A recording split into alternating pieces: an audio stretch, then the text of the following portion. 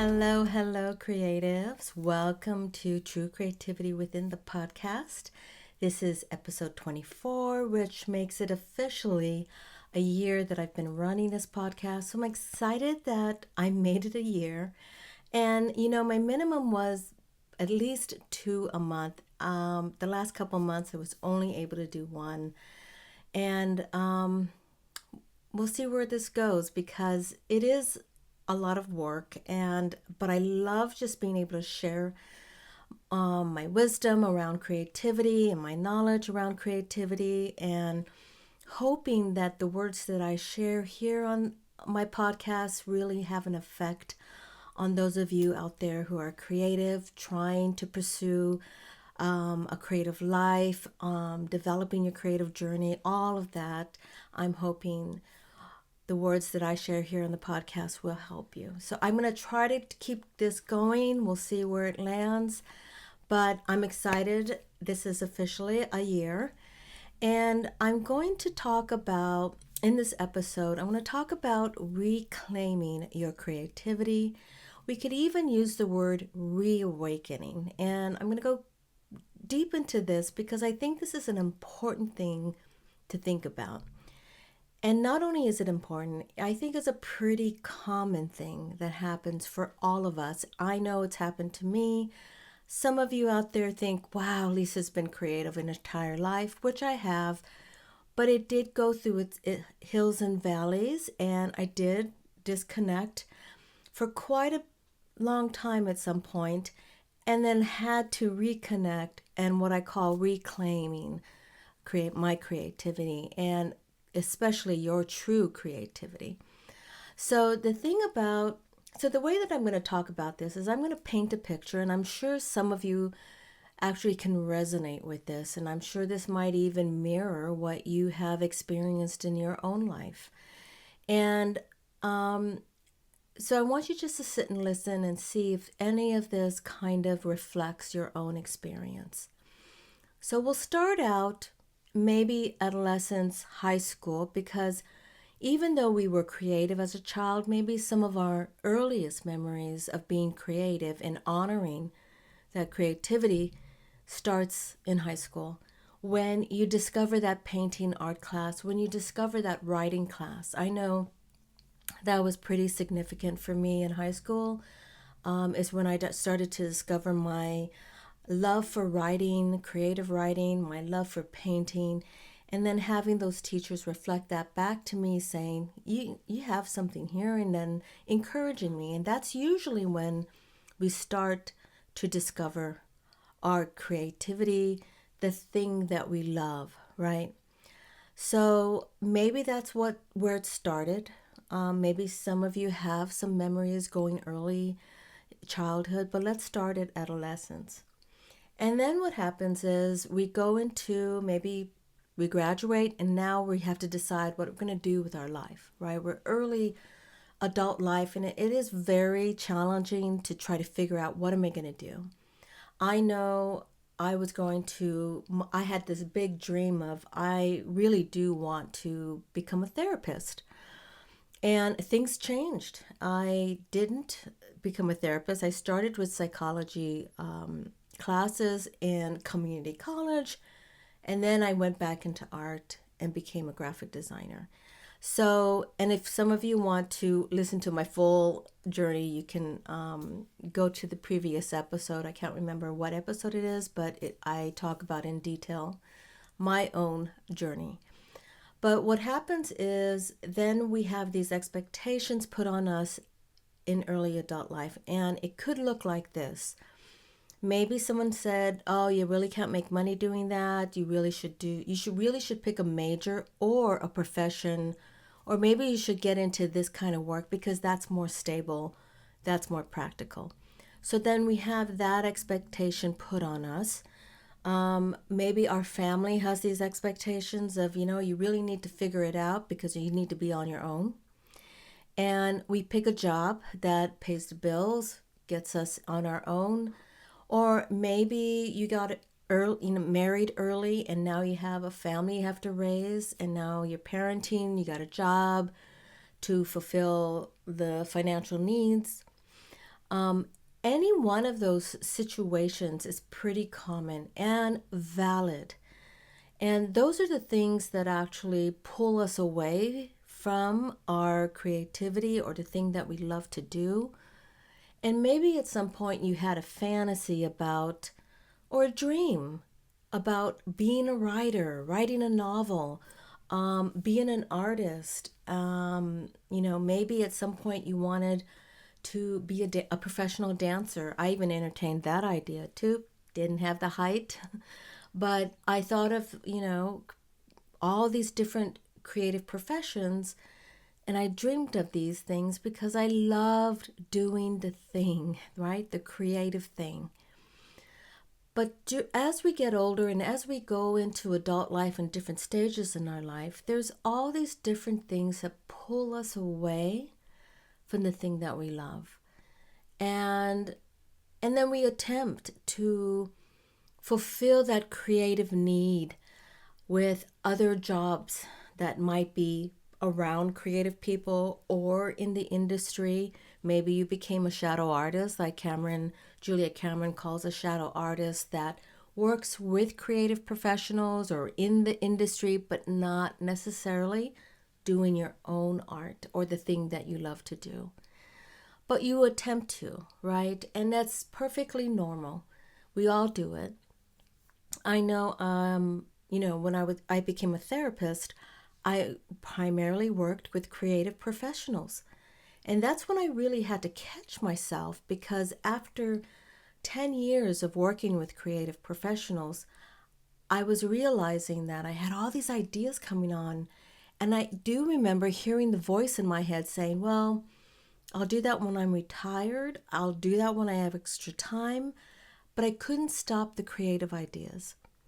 And that's when I realized I have become a shadow artist.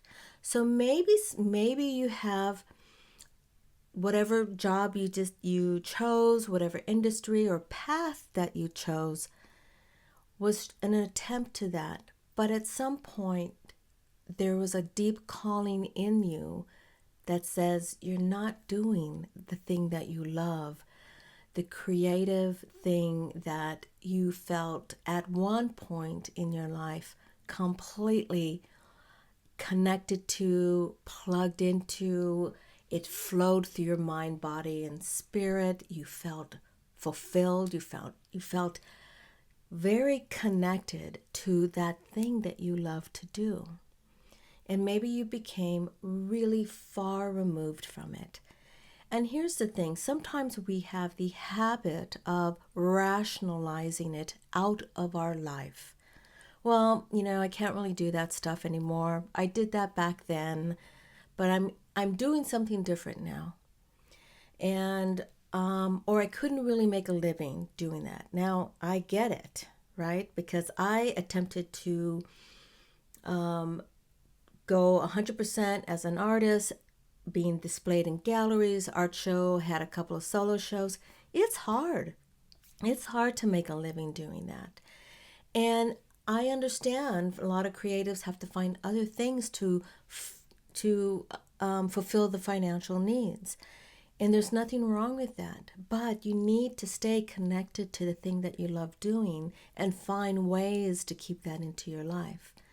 So I think what happens, though, is that if we're picking a different industry, a profession that isn't the thing that we like to do or identify ourselves, is that we over-identify with that job, over-identify with that role, the label. Maybe we are an assistant to creative professionals, maybe we're working in the industry, but we're not an artist ourselves, or considered one of the artists. We can over-identify with that label or that new profession or that role. And another way of pulling us away from the thing that we once identified with, that once was considered, this is what I love to do. So what happens is we over-rationalize it, right? Well, this is what I had to do to survive financially. But then we continue to over rationalize. We come up with all these reasons why we're not doing that thing anymore. And here's the thing with rationalizing. It can only go so far, because I know, and this is what happened to me personally, that voice, that creative spirit, that creative part of you starts knocking and tapping on the door. It starts to call to your soul, and it's attempting to guide you back to that place. And I believe that creativity will guide you back to that place, back to the thing that you love. And it doesn't necessarily have to be that exact thing. What I think is better to describe it as is creativity is calling you back to that soul part of you, the thing that really feeds your soul and grounds you, the thing that flows through you effortlessly, the thing that brings you back to your true essence, where you feel like, you know what, this is authentically who I am. Because if we keep rationalizing it out of our life or giving the reasons why we don't do it anymore, we are not only doing a disservice to ourselves, we are dishonoring and devaluing what creativity is, not only to us, but in our life. And I'm sure you can connect to this because we've all done it at some point. I know I started out as a painter. I was painting realistic paintings. And then as soon as my teacher in community college said you can't make a living being an artist, you should be a graphic designer. When I did this, I put the paintbrush down for 20 years. I did not paint. That's a significant amount of time. So for you, how long has it been for you where you decided to just kind of give up on that? Maybe it was playing an instrument, being a musician, writing. You had a dream of writing a book, a novel, being a screenwriter. Maybe you were an actor, whatever it is, and you gave up on that thing, and it's been a long time. Maybe it's time to start thinking about reclaiming it, reawakening that creativity in you. Because what happens is that when we give up that part of us, we give up a huge part of who we are. And I think that what happens too is we start to think, well, you know what, it's too late for me, right? Maybe it's been a long time and now it's like, well, why bother? I'm already whatever age. Well, I'm here to say it's not too late to reclaim that thing that you loved doing and the thing that fulfilled you. Because here's the bottom line. I believe when you reclaim your creativity and start doing the thing that you know connects you to your true creativity, that you're expressing your own authentic creativity, that you are doing the thing that just fills you up, you no longer feel empty or doubtful that something's missing in my life. You know, that emptiness where you feel like, is this it? There's got to be more. I think that if you reclaim your creativity, less of that starts to come up. Because all those little signals, that discontent, the anxiety, depression, the hopelessness, the feeling of there's got to be something more to my life, all of that are signals that you need to get back to the thing that you loved doing, that fulfilled you, that made you whole. Another thing, what happens is that we think of that thing, we kind of place it into this box of, well, I'll do that when I retire, or I'll do that when I have extra time, or I'll do that, maybe as a side hobby. We have to be really careful about putting it in the box of, well, it's not that important in life. It's not a priority in life, so I'll just wait till I retire or I will make it a hobby. Because again, that minimizes the value in you and its importance in your life. And I've seen this happen. And, there's nothing wrong with if that's what you did and now you're at a place where, my kids are grown up, I'm retiring soon, and now I want to really give myself permission to explore creativity or return to what I used to love doing. Nothing wrong if you're there, because that's perfect, because you are reclaiming it. But if you haven't done that yet and you are thinking about integrating that into your life, it's important not to label it as a hobby or give yourself permission to do it when you have extra time. Just want to be aware of that, because that's kind of what I have had conversations about, not only with my students who have reclaimed it by entering my workshops, but I've had conversations with creative professionals who have really completely gone to a different direction, and I hear the language that they use, and I can see how that's part of the rationalizing, devaluing the thing that they love as, well, I'm just doing it on the side and now it's a hobby. And I'm going to encourage you to relabel it as you reclaim it as something that is vital to your existence, because it's so important to continue to do that creative thing that you love, that makes you whole, that makes you fulfilled, that makes you feel like when you're doing it, you lose all sense of time and connects you to something bigger than yourself, that connects you to something that, oh my God, this is where I belong, that feeling of where this is where I belong. That's important to recognize how the value of that in your everyday life.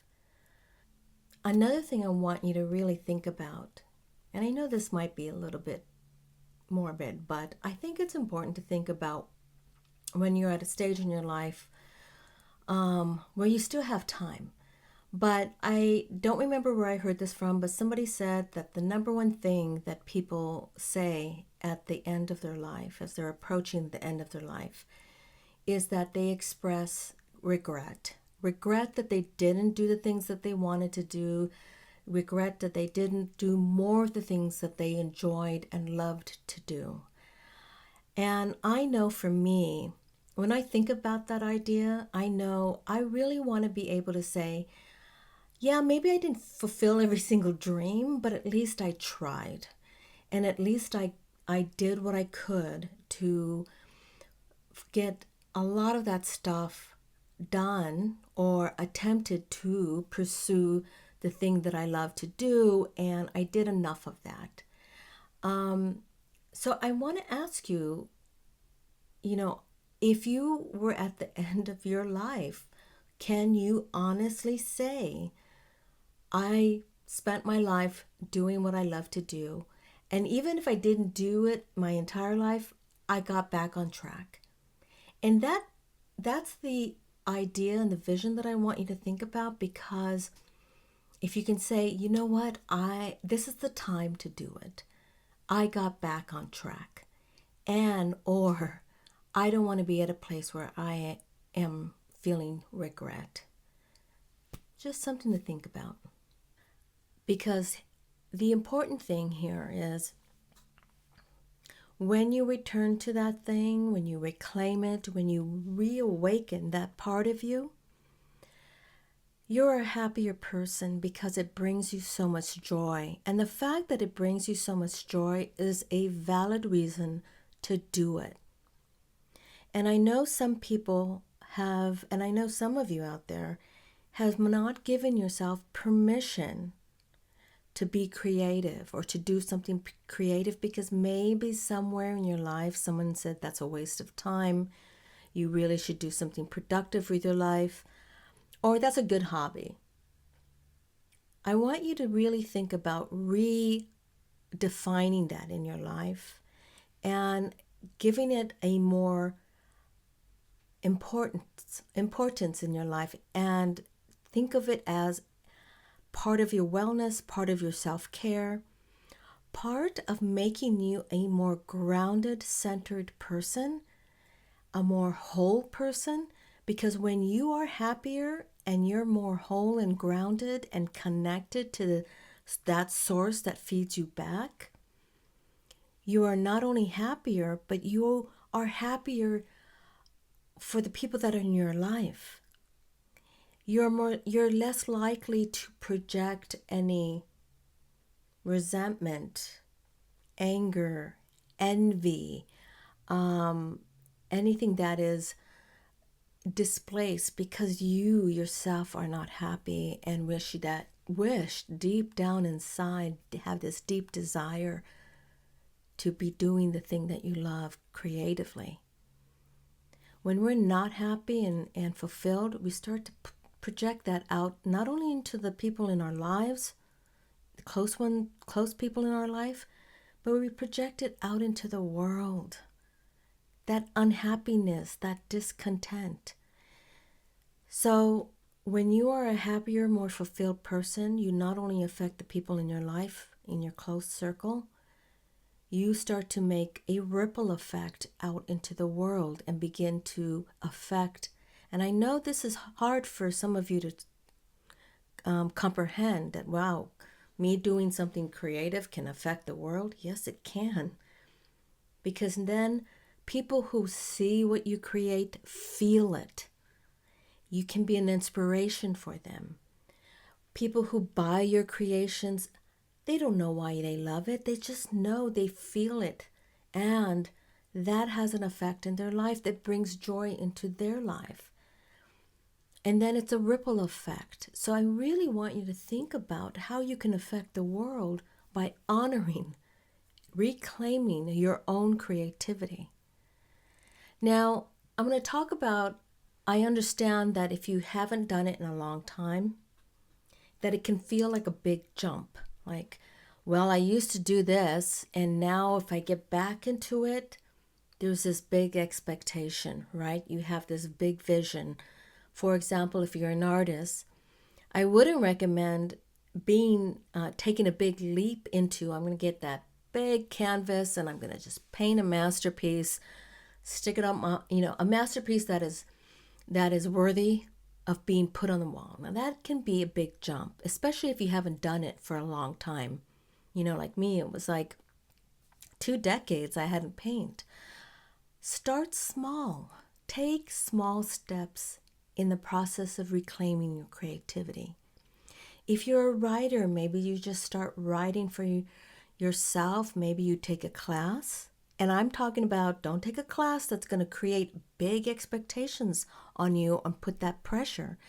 Start dabbling in words, writing. Maybe you write a paragraph a day. Maybe, if you're drawing, you can just doodle on some small pieces of watercolor paper, drawing paper. Get a journal that you can start drawing in, an art journal that actually you can close and nobody has to see it. But the point is, instead of taking that big leap into, okay, now I'm going to start doing this thing again, start off small. It's important to give yourself permission to start off where you are versus I have to get back to that thing. I'm going to use an example of, I took dance for many years, and part of dance is the flexibility. So I'm very familiar with stretching, having that flexibility. Well, of course, I stopped doing that after a while. And when I started doing yoga, I started thinking my old self kicked in and said, oh, I can get flexible. I can extend, this stretch. And then I realized it's been years. But mentally, I felt like, but I can go further than this. And then I would almost punish myself. Like, why can't you do it like you used to do it, right? You got to take small steps, especially, with a physical thing like that. You really got to do it slow. You really got to build up to that place again. Even though your mind is saying, well, I used to really be good at this. So I'm encouraging you, if you're going to reclaim your creativity, start small, take small steps, and be kind to yourself and compassionate to yourself during that process. This is very similar to creative injury. If you've been experienced creative injury and now you're thinking of getting back on the horse, you really need to heal and take your time. You need to give yourself that space to slowly ease back into it. So that's one of the things that I want to encourage you is start small. So I hope that this episode really gave you something to think about, contemplate. I hope it's a source of inspiration and especially encouragement to maybe think about, if you haven't done so, to reclaim your creativity. And it's not just for people who haven't done it for a long time. Reclaiming your creativity is also a daily practice, or a practice that you need to do once a week or a couple of times a week. Because there's so much in our lives, distractions, obligations, responsibilities, so much in the world, it is constantly pulling us away from our creative spirit, our creative soul, our creativity. It pulls at us, it distracts us. So even on a daily basis and a weekly basis, we have to reclaim our creativity. And remember, reclaiming means valuing it, giving yourself permission to make that a priority in your life, really honoring that creative part of you as authentically who you are, that it is worth returning to, and also really giving it importance in your life and making that, so important that you make time and space for it. So I hope this helps. I hope this is encouraging to you. I really think this was an important topic to talk about. So what I'm going to do is actually open up the comment section in this episode on YouTube. So if you're listening to this on the podcast, go to the YouTube version. You can start to put some comments on there. I want to, as the year mark for this podcast, I want to open it up. And I want to hear your thoughts on how you're reclaiming your creativity or thinking about reclaiming your creativity. I would love to hear your thoughts and experiences on how you're going to reclaim your creativity in your life. So thank you for watching. Thank you everyone for subscribing to my YouTube channel, for following my podcast, and for listening for this entire year. Thank you for being my listeners and my viewers. I appreciate all of you, and I hope that you are staying creative.